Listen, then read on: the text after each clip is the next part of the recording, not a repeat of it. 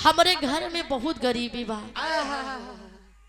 आप यहाँ हमके वरदान दई दा कि हमारे घरे के गरीबी दूर हो जाए, हम लोग सुख शांति से रहे लगी।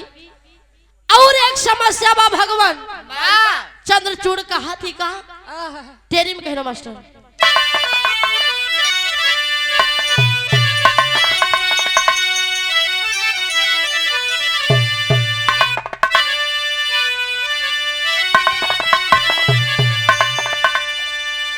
अरे ललनवा नाही बाटे गोदिया,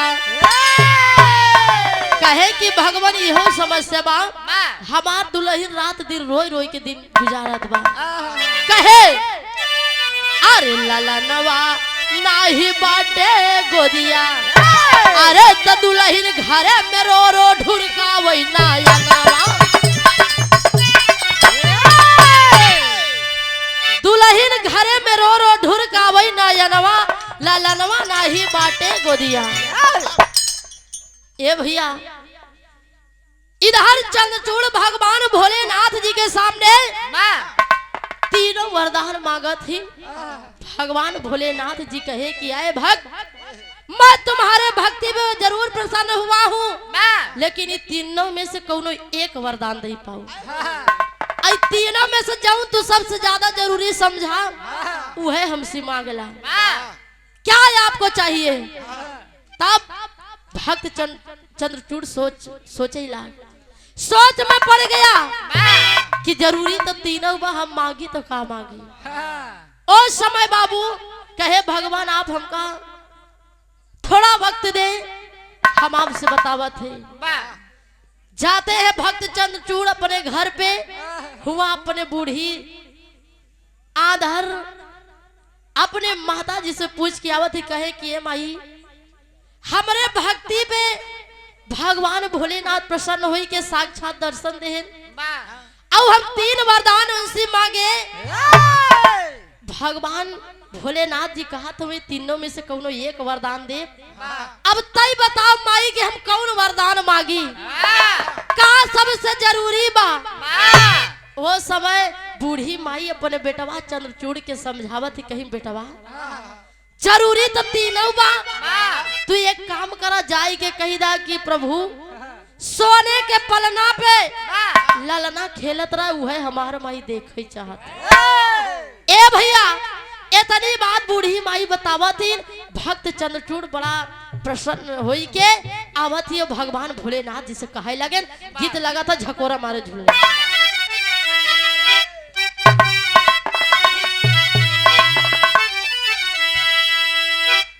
झूसी के दद्दा रामधार गुरु जी गावे।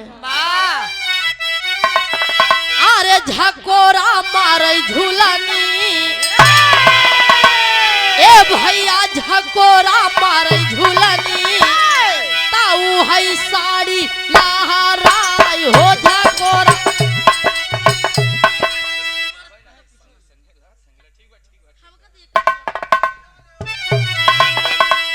अरे झकोरा मारे झूलनी, ए भैया झकोरा मारे झूलनी, ताऊ है साड़ी लहराई हो झकोरा।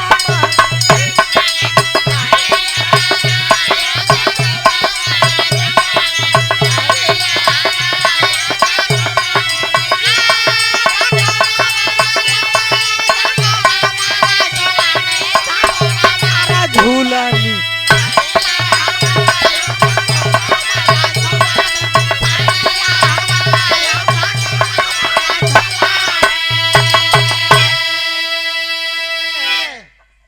झकोरा मारे झूलनी, साड़ी लहराई हो झकोरा मारे झूलनी।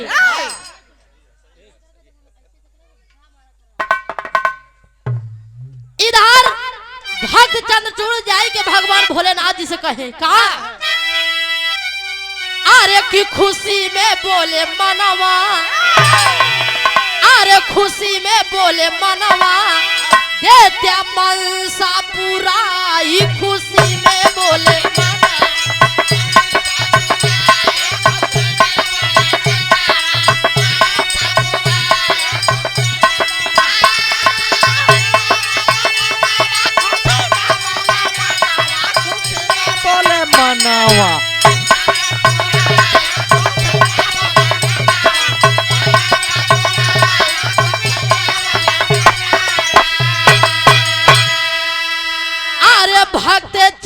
चूड़ करे तोहर पूजनवा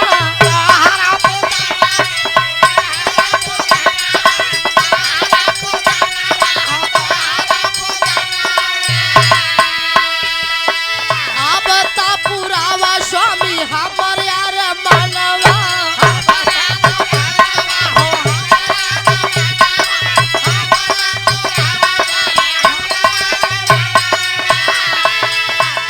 अरे बेटवा के लाज ताली दे त्या बचाई खुशी में बोले मनवा कंसा पुराई खुशी में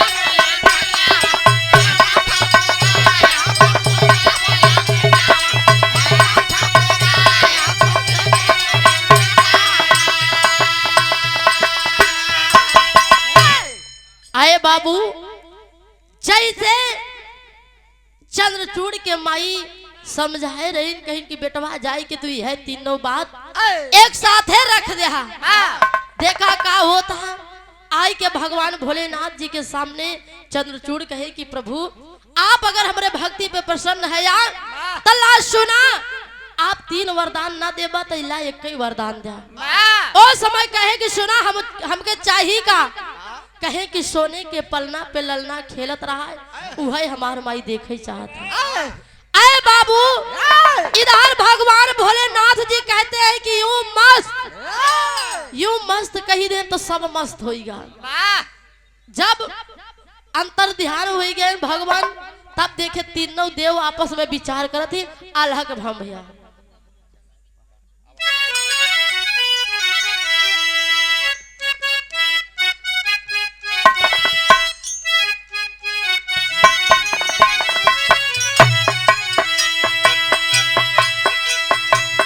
ब्रह्मा महेश विष्णु करेला विचारवा बाबू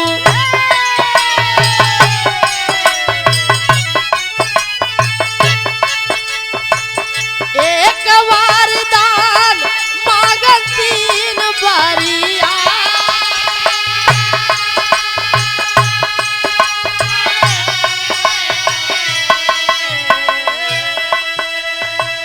बाबू के धन चाहिए माई के अखिया भैया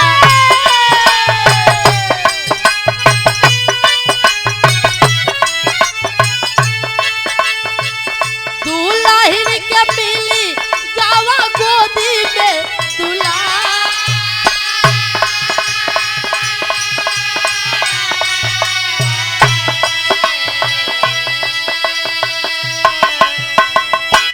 आए बाबू एक वरदान के संग में 3 वरदान पूरे हुए ब्रह्मा विष्णु ऊपर से कह रहे हैं कि का हो जब वो भक्त तोहार 3 वरदान मांगत रहा तब तो का बहुत भारी पड़ा ई का कह के चला आया सोने का पलना पे बाबू यानी कि धन दौलत मिल गया उमर ललना खेलत बयानी दुल्हन का इच्छा पूरा होएगा ओकर गोद भरीगा एक प्यारा से मुन्ना का जन्म होएगा अब उहे उनकर माई देखत है कि माई की आंखी में रोशनी आएगा बाबू हो देगा आखिरी लाइन में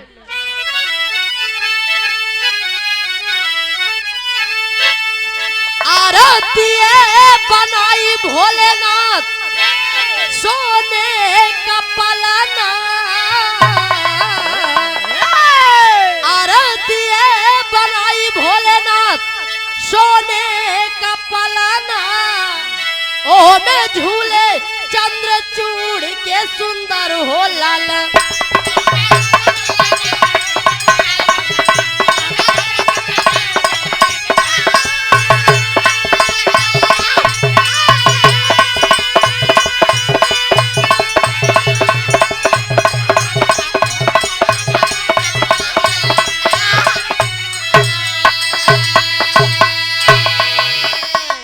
बाबू एक वरदान में 3 वरदान पूरे हुए और चंद्रचूड़ के जो प्यारा सा मुन्ना उनके घर में जन्म लिया।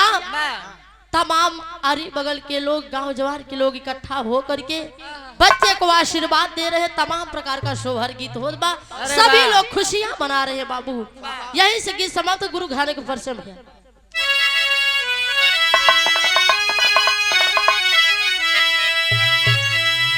ही गुरु भोला गुरु बाबा दीन गुरु दया राम गुरु का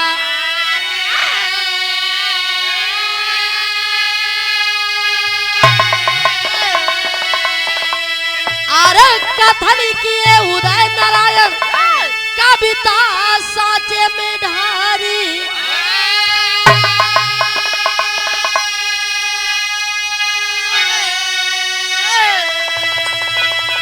ललनवा नाही बाटे गोदिया गाय का नीलम राज के बनल रहे